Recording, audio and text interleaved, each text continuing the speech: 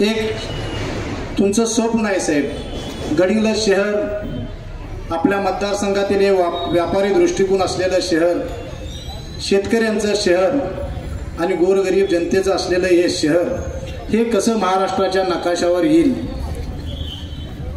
हे स्वप्न साहेब तुम्ही उराशी बाळगून तुम्ही आजपर्यंत काम करत आलात साहेब. समोरच आपल्या प्रांत कार्यालयाची जागा आहे साहेब, आणि हा शासन दरबारी हा प्रश्न साहेब तात्विक मान्यता याला मिळालेली आहे, आणि साहेब ती नगरपालिकेच्या नावावर आमच्या करावी ही प्रमुख आमची मागणी आहे साहेब. प्रांत कार्यालयाची जागा असू देत, आमच्या नगरपालिकेचं येथील जागा असू देत, आणि पाठिंबा तुमच्या स्टेज तुम्ही बसलेल्या ज्या स्टेजच्या पाठिंबा वाचनालय त्याची बिल्डिंग असू देत साहेब. एक गडिंग्लज शहराचा विकास आणि गडिंग्लज नगरपालिकेची जर उत्पन्नात वाढ जर व्हायचं असेल साहेब, एक मोठी बिल्डिंग करून साहेब या सर्व जागेचा वापर करून एक साहेब गडिंग्लज शहराच्या आणि गडिंग्लज नगरपालिकेच्या उत्पन्नात कशी भर करता येईल साहेब, त्यासाठी आम्हाला यासाठी निधी लागणार आहे साहेब. तो निधी तुम्ही उपलब्ध करून द्यावा, अथवा बीओटी तत्वावर तुम्ही साहेब हे काय करता येईल साहेब ते आम्हाला गडिंग्लज शहरासाठी तुम्ही करून द्यावं ही मी प्रामुख्याने विनंती करतो साहेब.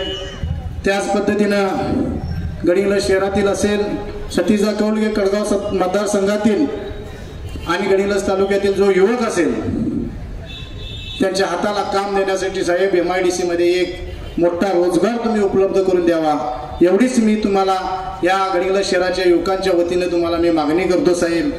त्याच पद्धतीनं कित्येक वर्षाचा मुश्रीफ साहेब हा प्रश्न प्रलंबित आहे रिंग रोडचा साहेब. तुम्ही ज्या वेळेला निवडणुकीच्या आधी प्रस्ताव तुम्ही द्यायला सांगितला आणि तात्काळ गडिंग्लज नगरपालिकेकडून 45 कोटीचा प्रस्ताव आम्ही तुमच्याकडे सादर केला, आणि तात्काळ साहेब तुम्ही सही करून तुमची एंडोर्समेंट देऊन ती मुख्यमंत्र्यांच्या टेबलला नगर विकासला साहेब तुम्ही ती तिथपर्यंत नेऊन ठेवला.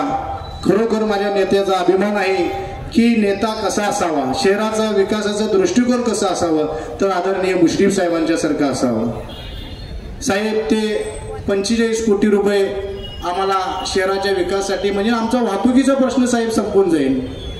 दुसरी गोष्ट, शेतकऱ्यांच्या ज्या जमिनी आपण घेणार आहोत त्याचा देखील प्रश्न संपून जाईल, आणि गडिंग्लज शहरामध्ये एक मला वाटतंय किरणांना बऱ्याच वर्षाचा हा प्रश्न आहे, हा शासन दरबारी विषय आहे साहेब. आणि नगरपालिकेच्या प्रशासनाला तुम्ही सूचना देऊन साहेब तो भाजी मंडईचा तात्काळ त्या भाजी मंडईच्या ठिकाणी साहेब मुख्याधिकारी निवासस्थान असेल, त्याच पद्धतीनं तिथं गार्डन आहे साहेब, गाळे होणार आहेत, आणि त्याच पद्धतीनं एक गडिंग्लजसाठी वाढतं शहर म्हणून एक सुसज्ज असं भाजी मंडई होणार आहे साहेब. तो देखील तुम्ही प्रश्न निकाली लावावा ही माझी प्रामुख्याने मागणी आहे. त्याच पद्धतीनं प्रांत कार्यालय असू देत, तहसील कार्यालय असू देत साहेब, आजरा रोड सुगंध सावा वाईत गेलो मी कधीच दळवलो नाही,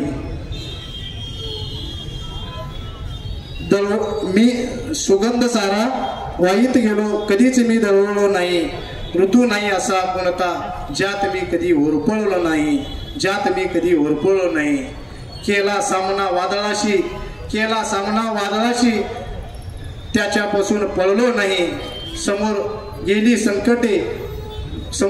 आली संकटे त्यांना पाहून वळलो नाही, पचवून टाकले सारे दुःख कधीच मी हरवलो नाही, आले जीवनी सुख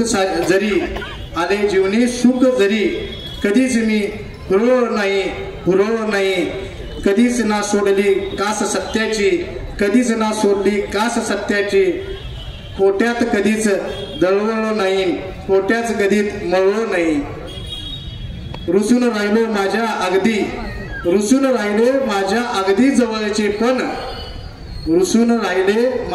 अगदी जवळचे पण मी कुणाला कधीच कळलो नाही साहेब.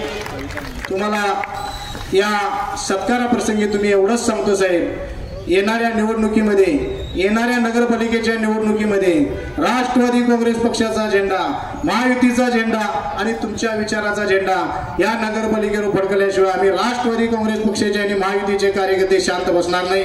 एवढंच सांगतो आणि थांबतो. जय हिंद, जय महाराष्ट्र, जय राष्ट्र.